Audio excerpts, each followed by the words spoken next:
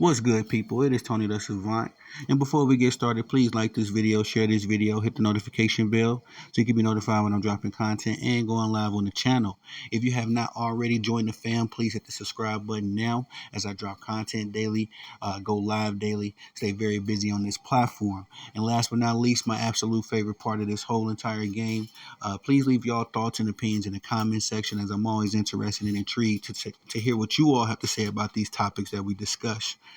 And if we don't mind, people, let's get right to the work, because shout out to Tim Bradley, man. Shout out to Tim Bradley. I have not ever been a big Tim Bradley fan. I have not ever really agreed with Tim Bradley on a lot of his boxing takes, but Tim Bradley has been on a bit of a hot streak. As I want to say, about a week ago, I had to make a video on some comments he made about Shakur Stevenson. A little while ago, he was cooking Ryan Garcia and all of his PED, substance abuse and all that kind of stuff. And now, Tim Bradley has been on the right side of history in regards to Canelo Alvarez, because he said something that I feel like all boxing fans outside of Canelo's fans, right? But all true boxing fans that just love to see a good fight, he said exactly what we've been saying and what we've been thinking for quite some time now. Canelo Alvarez has been ducking David Benavidez. Ladies and gentlemen, is no longer a speculation. There's no other fights for Canelo Alvarez to fight. And I'm going to go ahead and agree with Tim Bradley. As he said that how Canelo has been moving as of recently has been absolutely soft. That I don't know what he exactly means about this, analogy. But he said that Canelo Alvarez had a yellow stripe going down his back. I'm not sure if that means that Canelo is a duck, or I'm not very familiar with that terminology or that analogy. Excuse me, but I gotta agree, man. And I didn't think so. I wouldn't have said the word soft. As far as Canelo Alvarez goes, but we got to use this kind of language because this is how Canelo has been moving. Unfortunately, for the boxing fan, these past few fights that Canelo has had has been underwhelming. I haven't heard any real coverage about Canelo's last few fights. And I will give Canelo Alvarez one feather in his cap in this regard.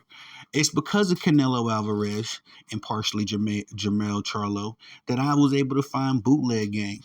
That's right, y'all. The famous people that's out there in the world, I don't reveal my sources, but those famous guys out there in the world that just know how to work around the system. Yes, I was able to find these guys because Canelo Alvarez has been a habitual duck for quite some time. And what made me seek out these people, these fantastic guys that work diligently to servicing the community, was that when Canelo took that Jermell Charlo fight and it just came out of nowhere, it pissed me off because we were supposed to get the David Benavidez and Canelo Alvarez fight. Then at that point, David Benavidez has been Canelo's WC mandatory for 2 years. And shout out to David Benavidez. I know he's had his past. He's not perfect in any regard, but these last 2 years, you got to give David Benavidez his credit, man. He's kept his nose clean. He's taken some very interesting and undoubtedly entertaining fights, including moving up to 175. To try to, put himself in the mix at that division. Had a classic. One of my favorite fights to watch right now is him versus Caleb Plant. That was a good fight. He went in there and did his thing. And I know he had another fight. It's escaping me. Demetrius Andrade. They had a good fight as well. So, to his credit, David Benavidez has been doing everything the right way. And especially I can just highlight these last 2 years. Again, I know he has passed and people have some different opinions about David Benavidez. That doesn't really matter to me. The man has done everything he needed to do to get the fight with Canelo Alvarez. He has fought, formidable opponents. He has shown that he's ready to be a champion. And Canelo Alvarez has essentially been holding the belts hostage. Shout out to Tim Bradley for mentioning that as well. Fighting guys like Jamel Charlo and Jaime Munguia. It's like, give me a break, man.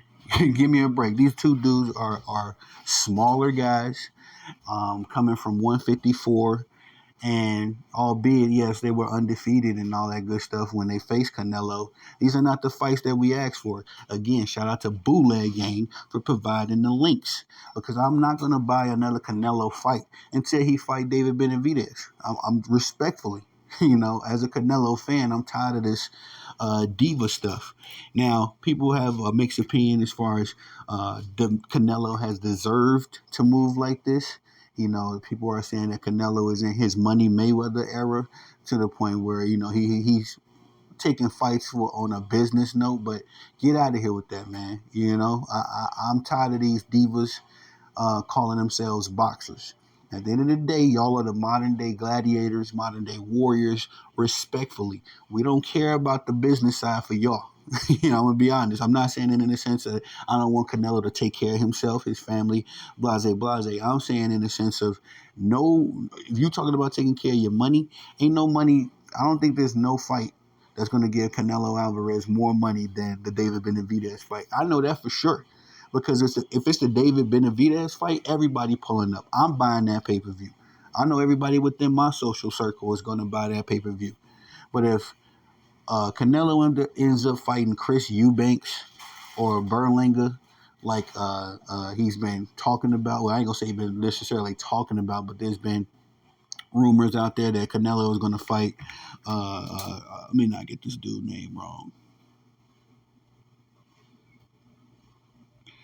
Sorry, guys. It's Berlinger and Chris Eubanks. Let me see this. Good fall. Anyway, okay, here we go. I was looking at my notes. Sorry, guys. I'm trying to get this cat's name real quick. Chris Eubanks Jr. and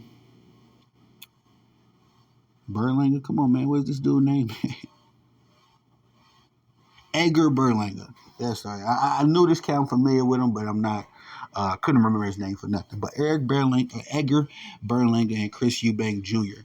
Are the guys that Canelo and his camp has been talking about fighting next. And this is why I'm just drawing the line. It's like, no, dude, and I don't care about the financial situation. The reason why Canelo is trying to fight these guys is because, quote unquote, he can get the Berlinger fight in Vegas, and make money there, or he can get the Chris Eubanks fight, I want to say over in Britain. Is that where Eubanks is from? Go overseas to get. Oh, it's in England. No. I know they were talking about selling out the Wembley, and I believe the Wembley is in Britain. But anyway, Canelo talking about going overseas to take that fight. To be choosing between unbeaten WBA. Hold on, guys. I'm just looking at my notes real quick. I got very bad handwriting. I'm not gonna say bad handwriting, but chicken scratch, if you will. Be writing a little fast. But forget it, man. It don't matter. But let's just say Britain. The British. They're going over to Britain to fight Chris Eubanks Jr. Nobody wants to see that. I don't care what's on the line. Nobody wants to see that. I'll be thoroughly bootlegging that fight. I'm gonna confess. I'll be thoroughly bootlegging a Canelo Alvarez versus Chris Eubanks Jr. fight. I will be thoroughly bootlegging a Canelo Alvarez versus Edgar Berlinger fight. I don't care about these fights, man. You know what I mean? And I feel like, honestly, I meant to say this a little earlier, that I put this in my notes. We should have got the David Benavidez and Canelo Alvarez fight in 2023. All right, 2023 was a great year for boxing. Damn near, as far as I can remember, in my days of watching, it was the greatest year in boxing because we got consistent mega fights. We got fights that we've been calling for quite some time, including the Bud Crawford and Errol Spence fight, amongst several others. But 2023 was a great time, in boxing. And now I kind of feared that after such a, phenomenal year that we would get back into this mode where these guys are just fighting a bunch of tomato cans that nobody feels, nobody cares about. And we got to, essentially wait longer for the mega fights. The fights that would be perfect right now, we're sitting around waiting for them because guys like Canelo Alvarez want to hold the straps hostage and want to play diva. I'm sorry, man. Tim Bradley, you said a mouthful. And again, I don't always agree with Tim Bradley, but Canelo is moving awfully soft. There's no way around it. And shout out to Tim Bradley again, because I agree with him in this protest that he said he ain't going to stop calling Canelo soft until he fights David Benavidez, because that's the only fight that's on the table. Canelo Alvarez is running around calling himself, I ain't going to say he necessarily doing this, but him and his fans calling himself one of the pound for pound greats, but you don't want to, prove you one of the pound for pound greats. You don't want to, you don't want to, defend your champions. I mean, your belts. You know what I mean, as a champion. Just a lot of funny money stuff going on. And again, I understand. As an athlete myself, I can 100% resonate with these guys as far as taking care of themselves, their situations, and their families. But it's just getting to a point where it's getting blatant that Canelo Alvarez is ducking David Benavidez, and he's continuously fighting smaller guys. One of the reasons I believe I heard quite some time ago that Canelo didn't want to fight David Benavidez is because he was a quote unquote bigger guy. But here you are, flipping the script, doing the same thing. It's not cool. It's not right. And again, these dudes are supposed to be the modern day gladiators, not the modern day Kardashians. Okay, respectfully, Canelo he's a great boxer, legendary, guy, but he's gonna come and go just like everybody else does. We don't care about Canelo Alvarez to the extent where we're gonna be missing out on mega fights. I'm gonna tell you this: Canelo Alvarez's fans probably do. They don't probably want to see him fight any more mega fights and take a potential loss. But the real boxing fans know what's up. He's holding the 168 straps hostage, and it's time. It's been time. 2 years and counting. I didn't want to see the Triple G and Canelo. I didn't want to see that last fight. I didn't want to see Jermell Charlo. I didn't want to see Jaime Munguia.